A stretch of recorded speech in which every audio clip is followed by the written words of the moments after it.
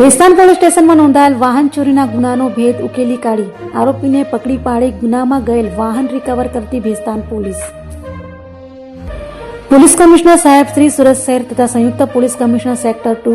સાહેબ શ્રી તથા નાયબ પોલીસ કમિશનર ઝોન 6 સાહેબ શ્રી તથા મદદનીશ પોલીસ કમિશનર જે ડિવિઝન સાહેબ શ્રી નાઓની સૂચનાથી ભેસ્તાન પોલીસ સ્ટેશન વિસ્તારમાં અનડિટેક્ટ ગુનાઓ શોધી કાઢવા સૂચના આપેલ હોય જે અનુસાર પોલીસ ઇન્સ્પેક્ટર શ્રી કેપી ગામિતે ભેસ્તાન પોલીસ સ્ટેશન સુરત શહેરનાઓના માર્ગદર્શન હેઠળ ભેસ્તાન પોલીસ સ્ટેશનના સર્વેલન્સ સ્ટાફના પોલીસ ઇન્સ્પેક્ટર જે.એમ. પટેલનાઓની સૂચનાથી સર્વેલન્સ સ્ટાફના પોલીસ માણસો ભેસ્તાન પોલીસ સ્ટેશન વિસ્તારમાં પેટ્રોલિંગમાં હતા. દરમિયાન અનામા પોલીસ કોન્સ્ટેબલ બ્રિજરાજસિંહ જગદીશસિંહ તથા અનામા પોલીસ કોન્સ્ટેબલ ધર્મેશ જીતભાઈ તથા અનામા પોલીસ કોન્સ્ટેબલ જયભાઈ યોગીભાઈ નાઓને તેઓના અંગત અને વિશ્વાસુ બાતમીદાર મારફતે મળેલી બાતમી હકીકતના આધારે એક ચોર ઇસમ ચોરીનું ક્રીમ કલરનું એક્સેસ મોપેડ લઈને ભેસ્તાન સિદ્ધાર્થનગર પાસે નીકળવાના છે. જે બાતમીના આધારે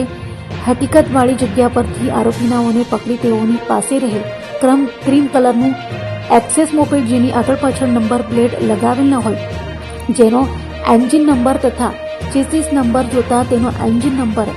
AF266036173 છે અને જેનો ચેસીસ નંબર જોતા જે